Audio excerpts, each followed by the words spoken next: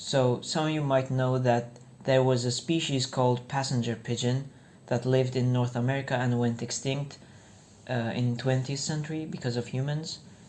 And there were a monumental dedication to that bird, extinct species, and a naturalist, Aldo Leopold, gave a speech about this species that I think is very poignant, and I would like to read it because today it was my exam and I was preparing for it, and instead of preparing for it I just stopped and spent my half an hour to read this again and again, and I just went somber, and I don't know.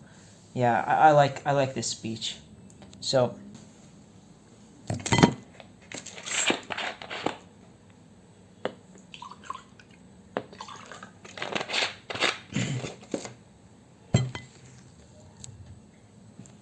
we meet here to commemorate the death of a species. This monument symbolizes our sorrow. We grieve because no living man will see again the onrushing phalanx of the victorious birds, sweeping a path for spring across the March skies, chasing the defeated winter from all the woods and prairies of Wisconsin. Men still live who, in their youth, remember pigeons. Trees still live that, in their youth, were shaken by a living wind. But a few decades hence, only the oldest oaks will remember, and at a long last, only the hills will know. There will always be pigeons in books and in museums, but these are effigies and images, dead to all hardships and to all delights. Book pigeons cannot dive out of a cloud to make the deer run for cover, nor clap their wings in thunderous applause of mast-laden woods. They know no urge of seasons, they feel no kiss of sun, no lash of wind and weather. They live forever by not living at all. Our grandfathers, who saw the glory of the fluttering hosts, were less well housed, well fed, and well clothed than we are.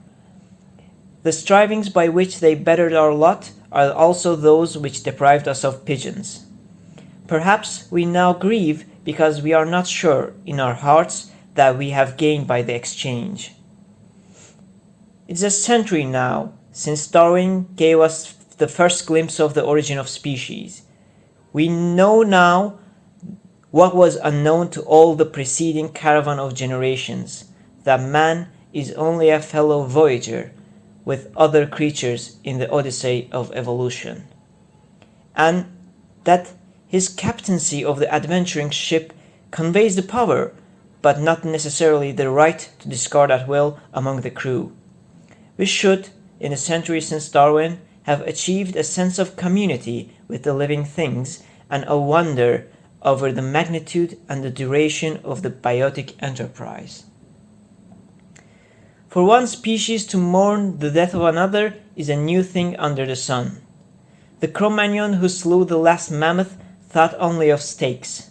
The sportsman who shot the last pigeon thought only of his prowess. The sailor who clubbed the last auk thought of nothing at all. But we, who have lost our pigeons, mourn the loss. Had the funeral been ours, the pigeons would hardly have mourned us. In this fact, rather than in Mr. Vandiver Bush's bombs or Mr. DuPont's nylons, lies objective evidence of our superiority over the beasts. We, who erect this monument, are performing a dangerous act. Because our sorrow is genuine, we are tempted to believe that we had no part in the demise of the pigeon. The truth is that our grandfathers, who did the actual killing, were our agents. They were our agents in the sense that they shared the conviction, which we have only now begun to doubt, that is, it is more important to multiply people and comforts than to cherish the beauty of the land in which they live. What we are doing here today is publicly to confess a doubt whether this is true. This, then, is a monument to a bird we have lost and to a doubt we have gained. Perched like a duck hawk on this cliff, it will scan this wide valley watching through the days and years. For many a March it will watch the geese go by, telling the river about clearer, colder, lonelier waters of the tundra. For many an April it will see the redbuds come and go, and for many a May the flush of oak blooms on 1,000 hills. Questing wood ducks will search these basswoods for hollow limbs. Golden prothonotores will shake the golden pollen from the river willows. Egrets will pose on these sloughs in Augusts. Plovers will whistle from September skies. Hickory nuts will plop into October leaves, and hail will rattle in November woods. But no pigeons will pass, for there are no pigeons save only this flightless one, graven in bronze on this rock. Tourists will read this inscription, but their thoughts, like the bronze pigeon, will have no wings. We are told by economic moralists that to mourn the pigeon is mere nostalgia, that if the pigeoners had not done away with him, the farmers would ultimately have been obliged in self-defense to do so.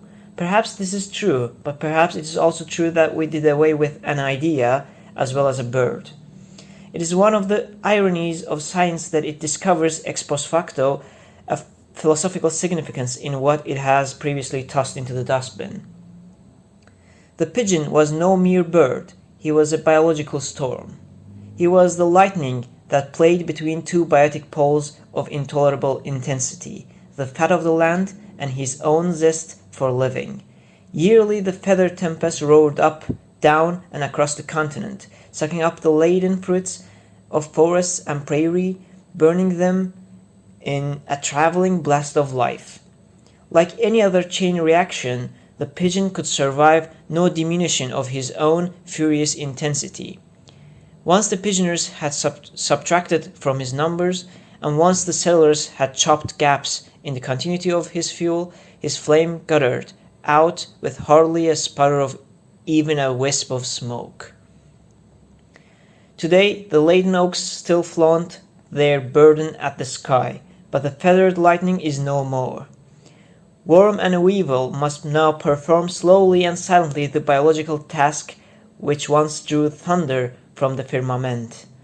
The wonder is not that the pigeon passed out, but that he ever survived through all the millennia of pre-Babyscian time. The pigeon lived by his desire for clustered grape and bursting beechnut, and by his contempt of miles and seasons. Things that Wisconsin did not offer him today, he sought and found tomorrow in Michigan, or Labrador, or Tennessee. To find them required only the free sky and the will to ply his wings. But there are fruits in this land unknown to pigeons, and as yet to most men. Perhaps we too can live by our desires to find them, and by a contempt for miles and seasons, a love of free sky, and a will to ply our wings.